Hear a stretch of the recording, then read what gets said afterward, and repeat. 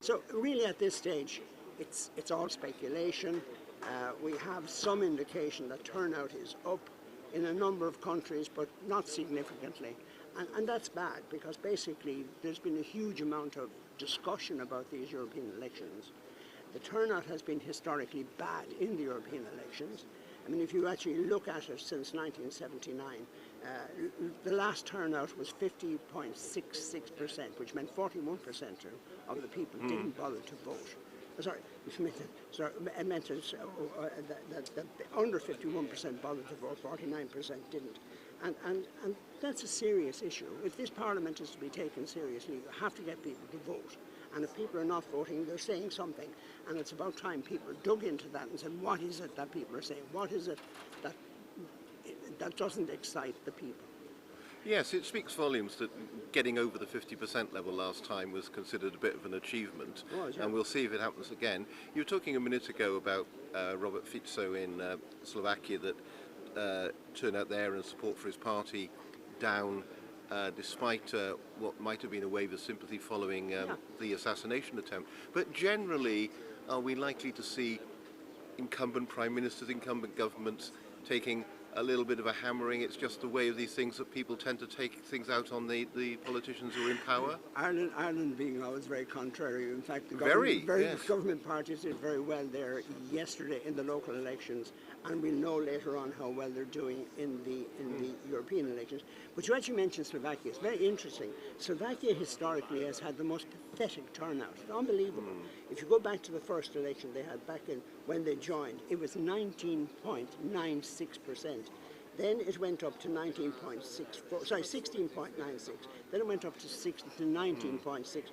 And in fact, last time out it was 22.7. Those are really pathetic figures. And they say something about whether or not the people are engaged with this electoral process. You can't have a democratic election if the people don't bother to turn up.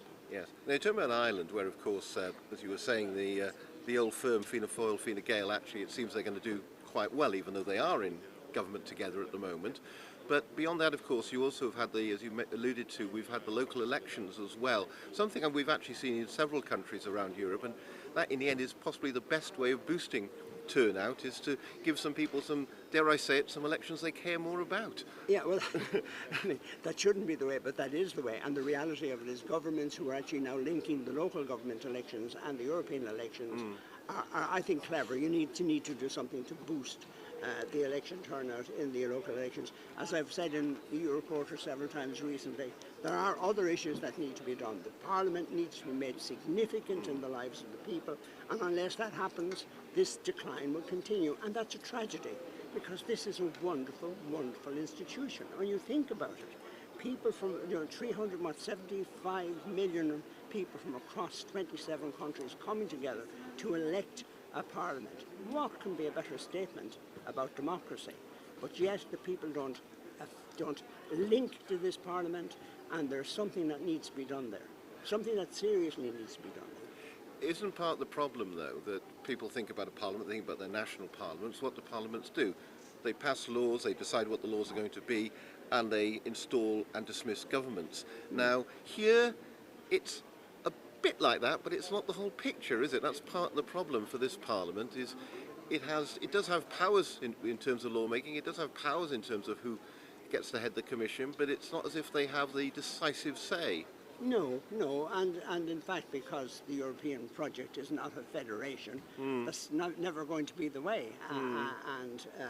So there has to be, and remember, it's a co-legislator.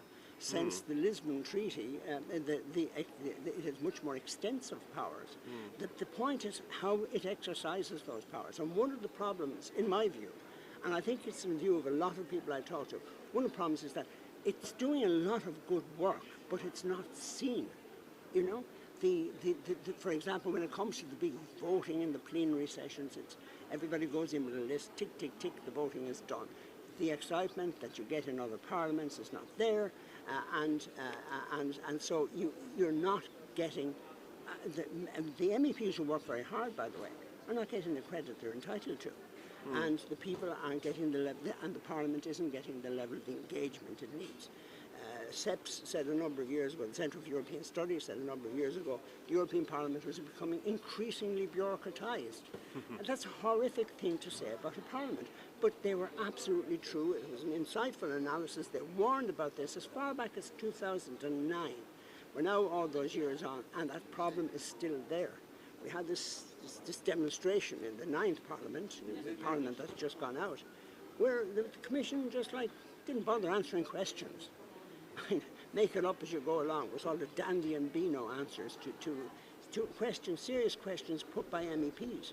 Some of those were just dismissive, some of them were disrespectful, and some of them were downright untruthful. That is not the way to treat a parliament.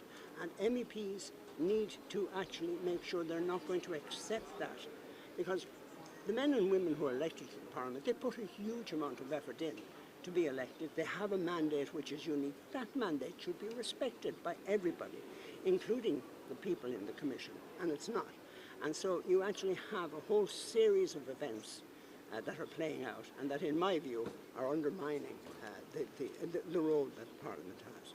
But inevitably, they spend a lot of their time, the members of the European Parliament, thinking in terms of domestic politics as well. They have to respond to their electorates. They have to they know at the end of the day their mandate depends on the political scene back home. A big deal. I mean, that's what democracy is about. Tip O'Neill, who is Speaker of the US House of Representatives, remember what he said? He said all politics is local. Forget the grammar. He was right. Ultimately, politics is local. In fact, if you look at it, when people elect members to the Parliament, they don't elect them to come to some distant holiday resort. They're electing them to actually represent their interests in the parliamentary discussions that go on. And to be fair, the MEPs try to do that, but because of the way it has become so bureaucratized, the people don't see the work the MEPs are doing. I mean, I've over the last couple of years, I've changed my viewpoint in Parliament very significantly since I've been in and out of this building. The MEPs and their staff work extraordinarily hard, and they're not getting the credit and they're not getting the recognition, and democracy suffers. If democracy is done behind closed doors, people have no reason to have faith in it. It's done in the open. If it's out there, if people are true and people are answerable, then you have faith in it. It has bite, it has interest, it has substance. Yeah, all politics is local, as Tip O'Neill said, and actually also like with the Americans, here in Belgium they hold all the elections on the same day, so perhaps we will see a big demonstration of how all politics is local, because here the votes that probably in the front of people's minds are to the Parliament of Belgium and to the Parliaments of Wallonia and of Flanders. Election voting is of course compulsory, yes. But remember, Belgium is the gold medal winner in every election, every European election since 1979. Belgium has been to the front. I mean, listen, figures in 1979, with the first election, 91.36% of the people turned out. That's a figure you couldn't get in any other country. And in the last election, it was 88.47, and the previous one was over 89%. You know, what country wouldn't be proud of those figures? So fair dues to Belgium. They have bunched a pile of elections together, and they've also made it a compulsory. There was a charming photograph earlier, I don't know if you saw it, of the Belgian princes and princesses all going to vote, taking advantage of the fact, in the case of the youngest of them, that you could vote at 16 here in Belgium. That's one of the things about it, of course, is who can vote and how you vote is complete variation across Europe. There's no standard franchise, is there? Yeah, well, there isn't, but that's because we have 27 different sovereign member states. It's not, thank God, it's not a single bureaucracy run. It's different. And if you look at the figures, I mean, you mentioned, for example, people of 16 years of age being able to vote in Belgium.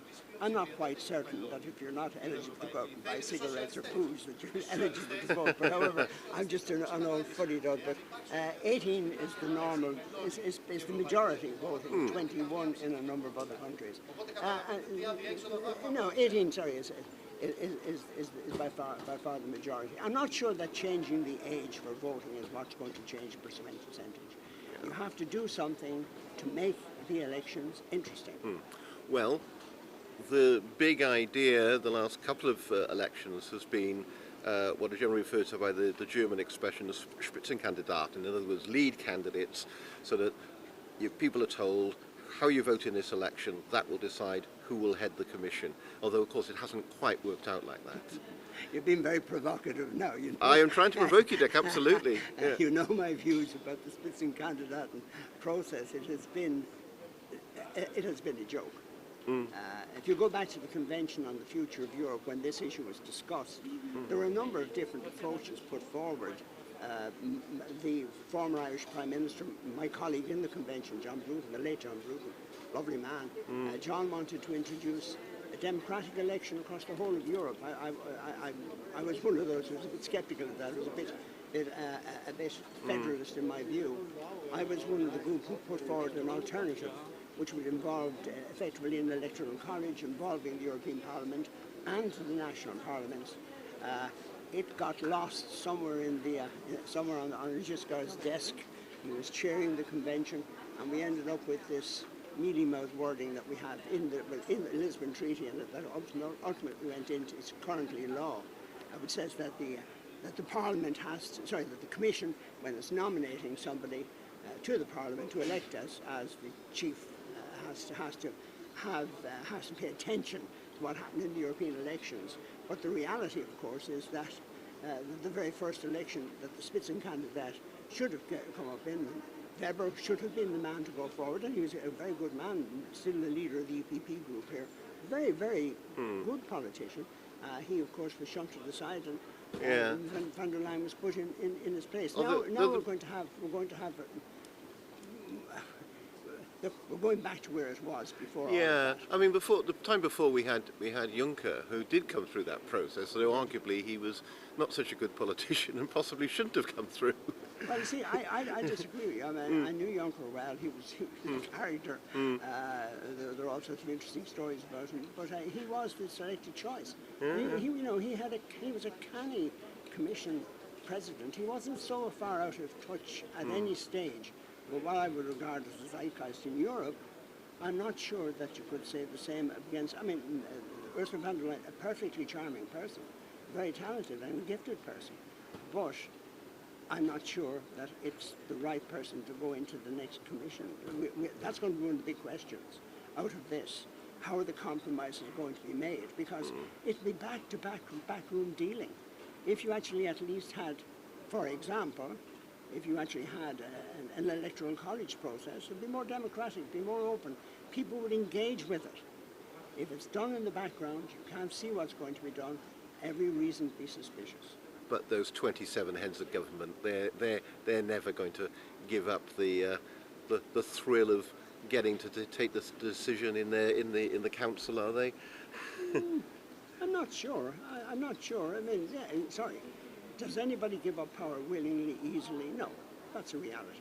But the other reality of it is, if they're interested in making the European project something that engages the people's attention, maybe they should look at it. It was on the table in the Convention on the Future of Europe.